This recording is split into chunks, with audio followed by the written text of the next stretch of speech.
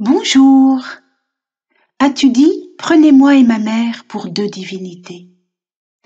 Si Jésus était un walad Allah, il serait une créature extérieure, tout en étant charnellement lié à Dieu, ce qui est une absurdité et une contradiction. Le mot fils ibn, comme on l'a vu, ne se réduit justement pas à la signification charnelle de walad, enfanté. Mais si on ne comprend pas cela, on pourrait imaginer qu'au jour du jugement, Dieu rappelle « Issa, Jésus, fils de Mariam, as-tu dit aux gens « Prenez-moi et ma mère pour deux divinités à côté de Dieu » ? Sourate, la table servie, verset 116. En plus de cette erreur, on en imagine une autre à propos de l'identité de ma mère, dans ce verset. En araméen, l'Esprit Saint est un mot féminin et a une connotation maternelle.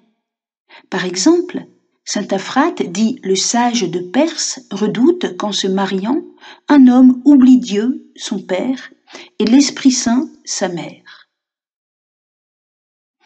Et traditionnellement, en Orient, l'expression « mère de Jésus » désigne le Saint-Esprit, un mot féminin. Dans l'église assyro-chaldéenne de langue araméenne, cette expression est encore tout à fait usuelle aujourd'hui. Tel est bien sûr le sens de l'expression « mère de Issa » dans le verset 116 de la sourate Al-Maïda, la table servie. Quand Dieu dira « Issa, Jésus, fils de Mariam, as-tu dit aux gens « Prenez-moi et l'Esprit Saint pour deux divinités à côté de Dieu » ? L'ironie du verset ne porte pas sur l'invention consistant à mettre Mariam à côté de Dieu, mais sur le fait que Issa, Jésus, lui-même soit mis en scène au jour du jugement pour accuser les chrétiens, ici arabes, de croire en lui et en l'Esprit Saint.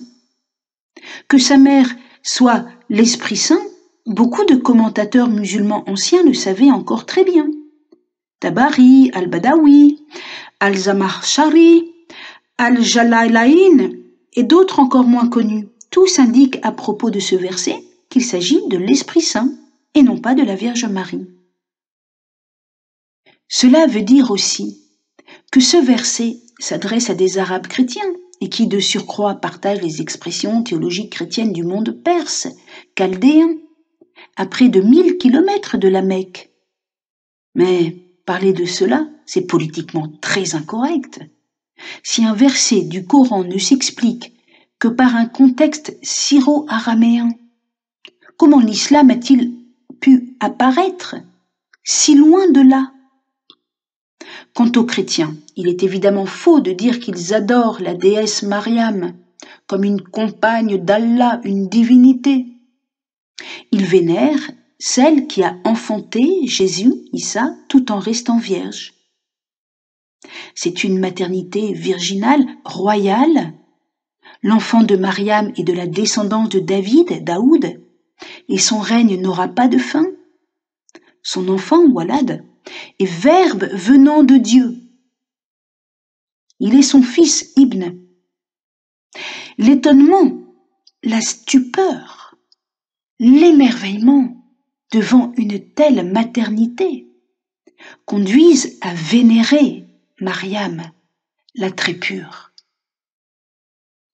Merci, au revoir, à bientôt.